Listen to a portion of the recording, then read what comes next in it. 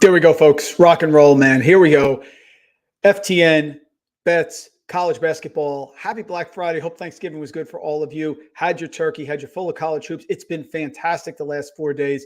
Exciting games, great knowledge, things we can take, things we can learn from. It's a fluid process, but I'm so happy you're joining us here at FTN. No mimosas, no mimosas today, but the Owls are rolling, and they're rolling even without Nick Boyd. How about that? That game is really close. I don't know what's going to happen here. I had to come on live. I waited a couple minutes. Sorry for the delay.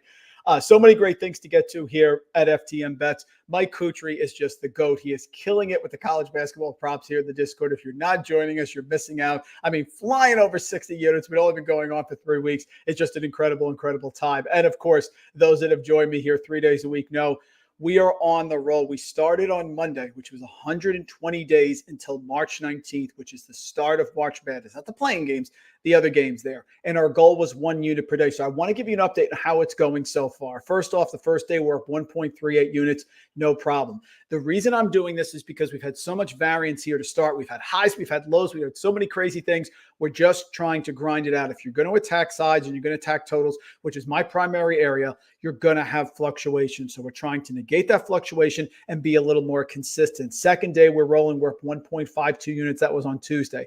Wednesday was rough. We went down 4.19 units, but bounced back with a huge day yesterday, up 9.33 units. A huge day because of Villanova over North Carolina, hitting us on the money line, both second half and all the way through. So we are averaging right now over the 4-day period, Monday, Tuesday, Wednesday, and Thanksgiving, 2 units per day. And our goal here is 1 unit. If we get 1 unit per day, starting on Monday, we are going to be at over 100 units by the time March Madness starts. And that's our goal. Last year on sides, as you can see on the bottom, we were up 83 units. So we're going to continue to roll and be careful.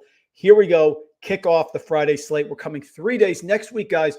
Tuesday, Wednesday, Saturday. So next week are changed because the schedules are changing. Tuesday, Wednesday, Saturday. Here we go.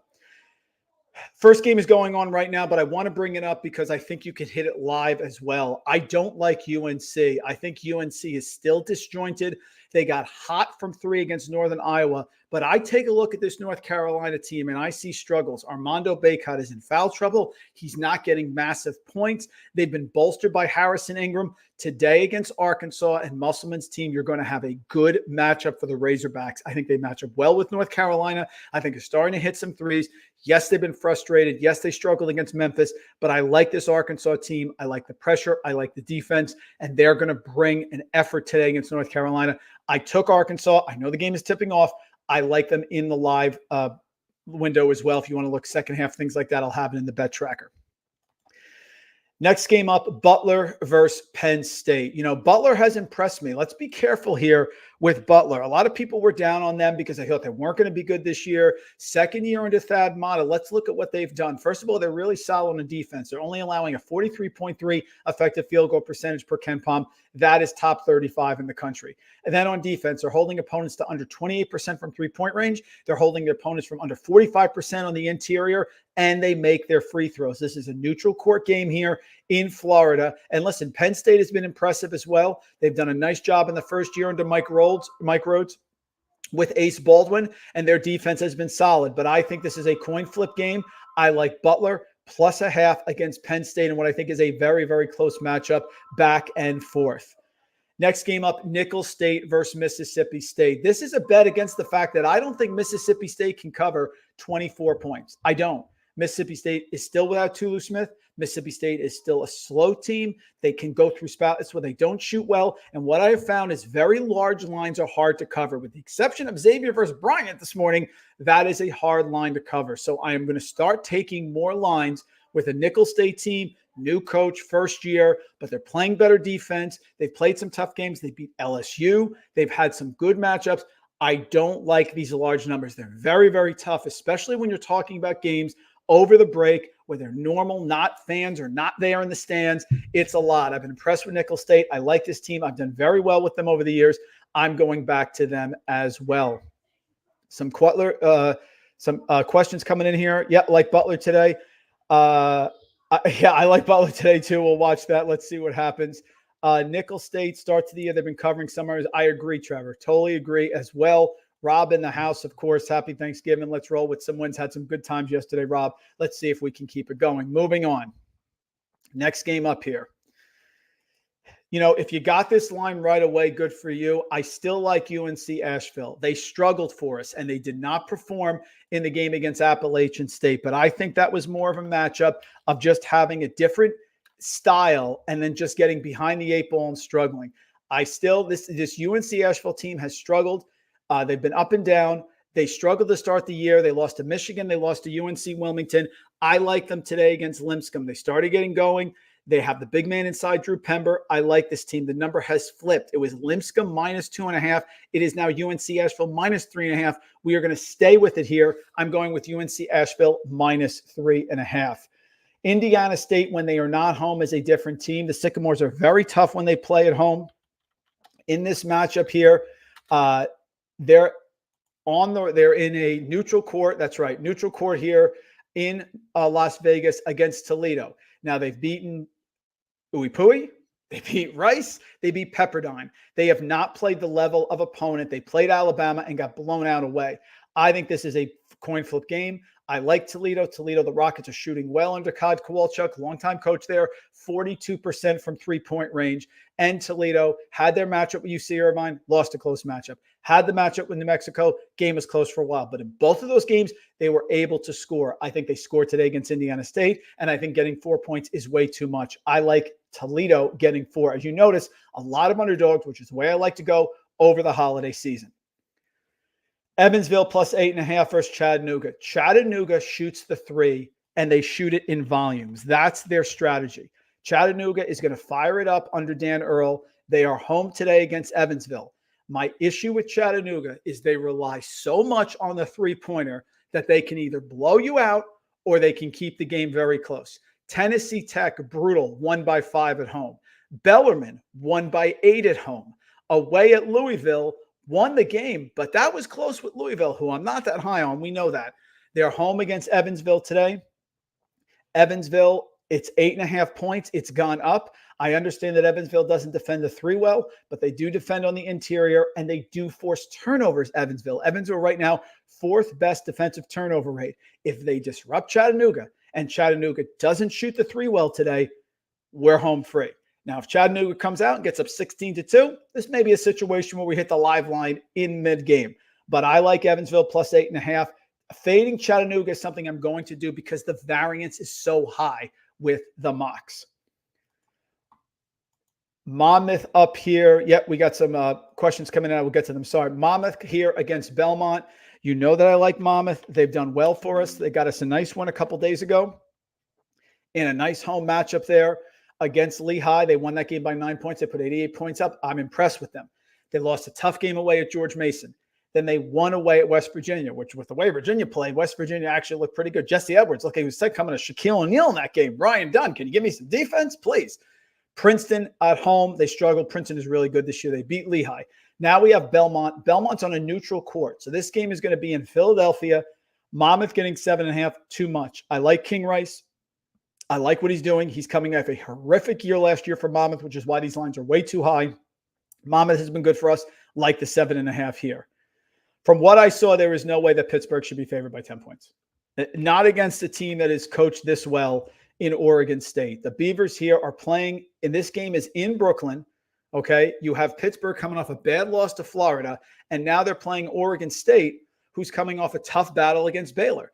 They have played Appalachian State. They beat them at home. That's a good App State team. We know that. Nebraska on a neutral, lost. Baylor here against Brooklyn, lost. But that Baylor got hot early, and they couldn't close the gap. I don't think Pittsburgh can win by more than double digits on neutral court. I don't. I wouldn't even be confident this game was in Pittsburgh. So I'm taking Oregon State +10.5. Again, look at what we've done. We've taken Butler as underdog. We took Nicholls State as underdog. We took Toledo as an underdog. We took Evansville as an underdog. And we took Oregon State. That's a preview of what's to come. Don't be surprised by this one. USC favored by 2.5 over Oklahoma. Boy, Porter Moser has done a fantastic job. And he doesn't have the typical Big 12 high-profile players. But what Porter Moser can do is he is as good a strategic coach as anyone in the country. Right now, Oklahoma, #1 per Ken Pom in effective field goal percentage allowed. Right now, per Ken Pom, Oklahoma, number 2 in the country at defending a three-pointer, holding opponents to 21.6 from the field. Why is that impressive? They just played Iowa, who loves to shoot the three and can light it up. This Oklahoma team is good. This game is in San Diego. I'm not buying USC. I think the wrong team is favored here. USC, turnovers are a problem. They've been brutal. That is bad against an Oklahoma team that can get out early and survive and play well. And by the way, Oklahoma, and you love this, with an underdog in neutral sites, especially when it comes to March Madness, Oklahoma, 81% from the free throw line. Again, another underdog. I wonder where I'm going next. Memphis plus 3.5 against Villanova. You know, I'm hot and cold with Villanova because I'm not sold on Kyle Neptune here. But this Memphis team under Penny Hardaway looks very, very good.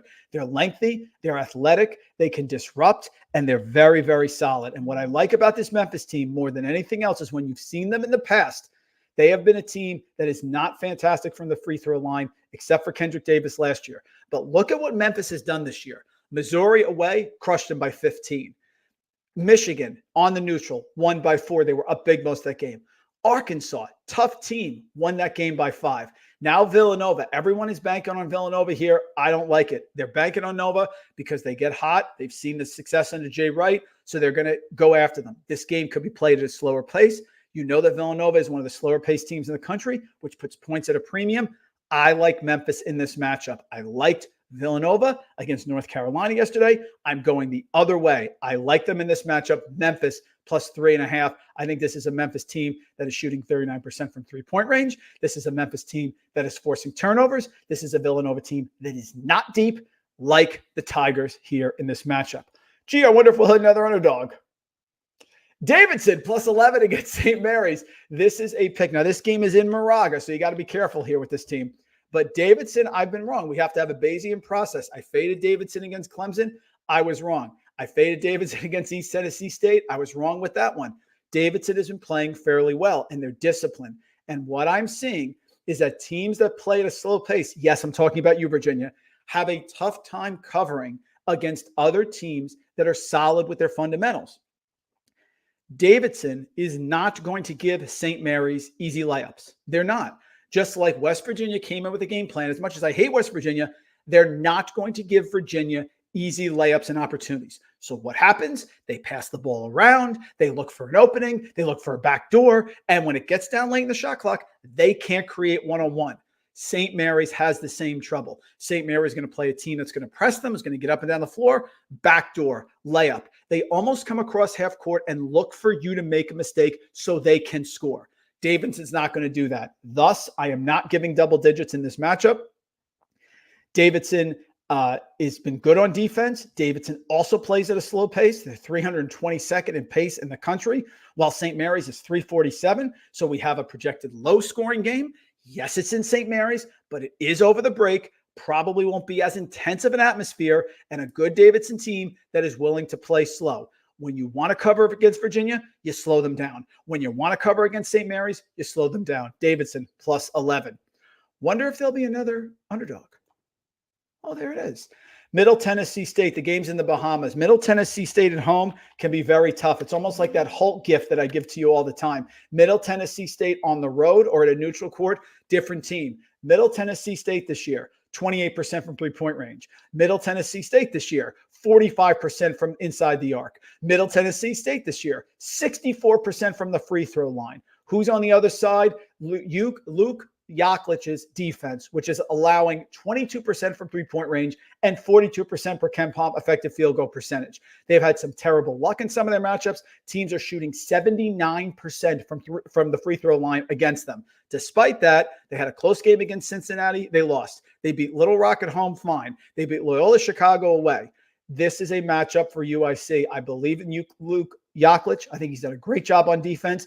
I don't like Middle Tennessee State's offense. So we have good defense with the Flames. We have bad offense with Middle Tennessee State. We have a neutral court. Give me UIC plus 3.5. You knew this one was coming. Say it with me. Winthrop plus 9 at Georgia. Yes, the Mike White fade continues. I still can't believe I took Mike White in that first game, but it's only because I thought Oregon had too many injuries. Mike White here with Georgia. Lost to Miami. lost to Providence. They did beat Wake Forest by 3, but they didn't cover. Now we have Winthrop here. You have Georgia and you have Winthrop coming in, bringing the guys from Rock Hill. You have Mark Prosser as the head coach, and this team is on a winning streak. They've beaten Holy Cross, which is a decent team, by the way, at home by 38. They beat Uipui by 13 at home, and they beat Elon by 8. This team likes to get up and down the court. They like to force the turnovers. They're great at defending the 3. Georgia's not going to be able to score. 9, wouldn't be surprised if later on in the day this gets to 8, 7.5. Love Winthrop in this matchup. I can't take all the underdogs, can I? I think this game's going to be a little bit slower. I think Baylor looked really good in their last matchup. I think they confused Florida a little bit. It is 3 points. It's going to be a close game. This is not going to be a Baylor running away and hiding. I just think with about 3 or 4 minutes left, Baylor finds a way, gets the free throw line, gets the big rebounds, uses their athleticism. Florida I haven't figured out yet. There's some things I like about Florida. There's other things I don't like about Florida. So I'm trying to figure them out. I came into the season liking them under Todd Golden, but they're shooting just 62% from the free throw line. They're turning the ball over. They're not forcing turnovers. They beat Florida A&M. Congratulations. They beat Florida State. That's a rivalry game. The result doesn't really hold a lot of meaning for me. And they beat Pittsburgh, where they pulled away and got hot from 3. That's not going to happen with Baylor. Baylor's defense is not going to let Florida start scorching the nets from 3-point range here. They're holding opponents to 25.7% from 3-point range. You take that 3 ball out of Florida's arsenal. They have to operate within the key against Baylor's athletes. I don't like them here. I like the under 158 because I think Florida's defense shows up. But Baylor, always great defensively, always tough, shooting well from 3 as well. Like Baylor, I just think they're the better team. Going to fade Michigan here in the Bahamas. You know, Michigan started off strong, and I give credit for Phil Martelli. Having Phil Martelli on the bench has been a great godsend as Juwan Howard hopefully getting healthy. But they played Stanford last night. They came back, had a nice comeback win. Doug McDaniel's been very up and down.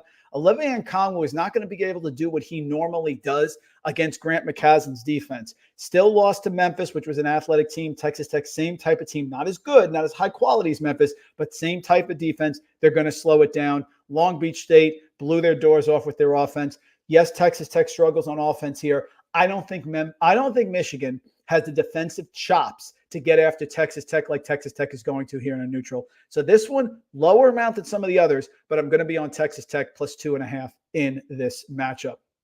3 games left.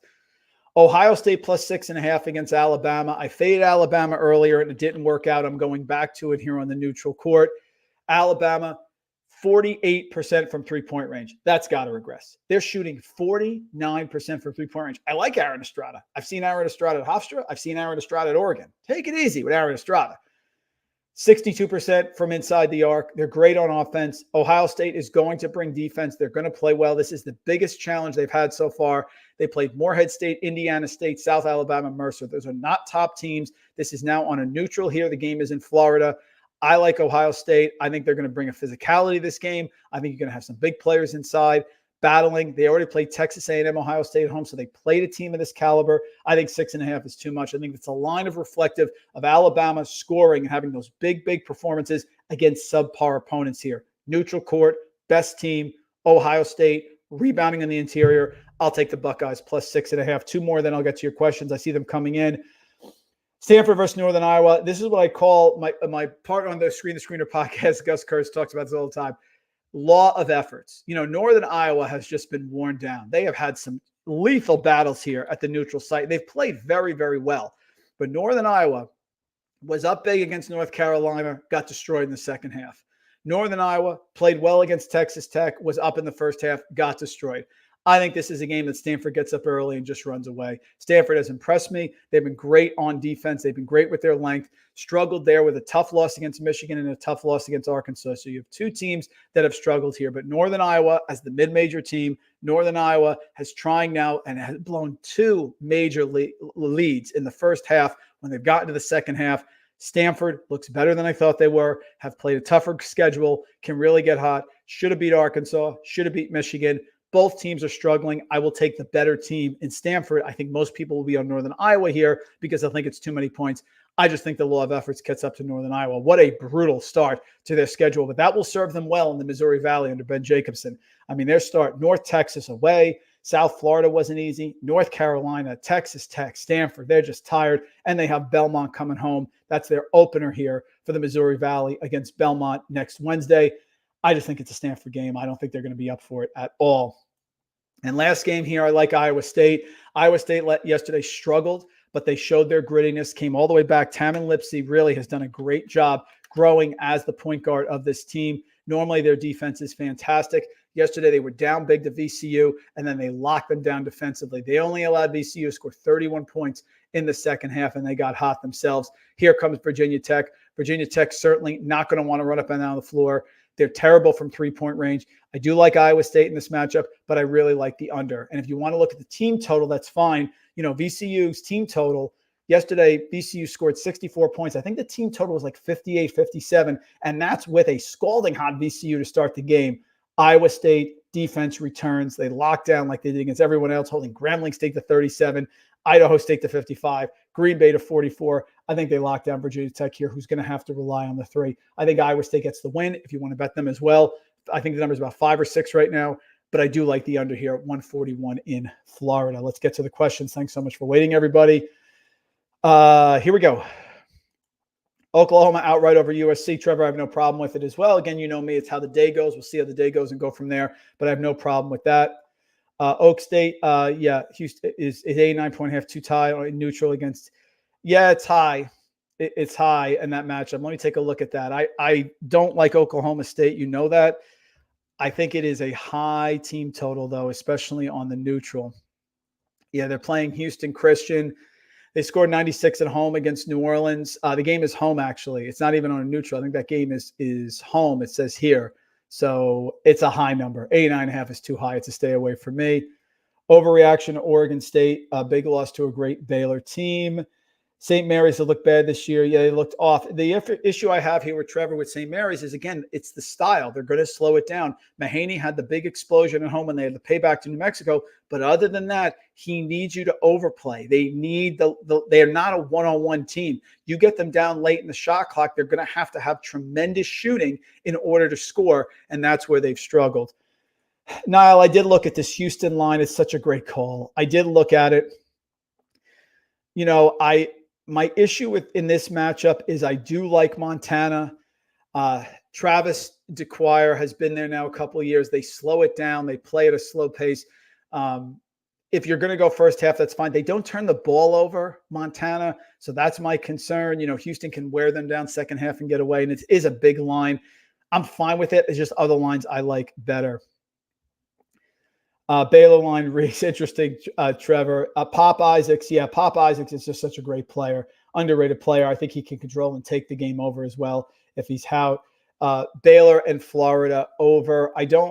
Not on the neutral. I'm not on the neutral court here. Yeah, what do they have it? I have it about, what is it, 158, something like that. Yeah, I struggle with that in this Baylor matchup. I'm going under. I know you like the over, but 158 on neutral. I found, guys, too, when you have two solid teams, two major program teams that are meeting in some sort of valuable game in a neutral court championship or a holiday tournament, I just think the slow pace takes over. You saw that when we ended up seeing, what was it, Marquette? Marquette was playing Kansas, and we hit the under for the first half, and we hit the under for the full game, even though the first 2 minutes were flying. Cam Jones hit 2 threes in the first 2 minutes. I thought it was dead in the water. I just think it slows down. If I think it's a close game, I usually like the close under. Last one here, Niall. Any love on UC Irvine? You know, there was other games I just liked better. I'll pull it up really quick. Irvine has played really well. They're playing Rice. Game, of course, is in Vegas. Rice can shoot the lights out, and they've been so hot here. They beat Toledo. I get it. It's 10. It's a lot of points. I don't like laying big points here with Rice because they can hit those threes, and they can get you on the back door. So it's just other games I like better. Guys, thank you so much. Again, we're rolling here. We're on our race. We're on the race. Yep, let me pull it up. On the race for 1 unit per day, 100-unit goal here, sides and totals. We've already been off to a great start. We're going to keep it going today. Let's get 1 more unit. We're averaging 2 units per day. Maybe we'll get some stuff at halftime, second half lines as well. Make sure to show us in the Discord. FTN Bets, the only place to be. 40% off. Tell your friends, subscribers. Mike Kutry, dominating Frank Branks models, Walt Waddell giving you all the college basketball insight. Can't beat it here. Thank you so much for joining me, folks. We appreciate it. Let's cash. Let's get going. And as always, folks, let's get to the window. We love college hoops. Feast week.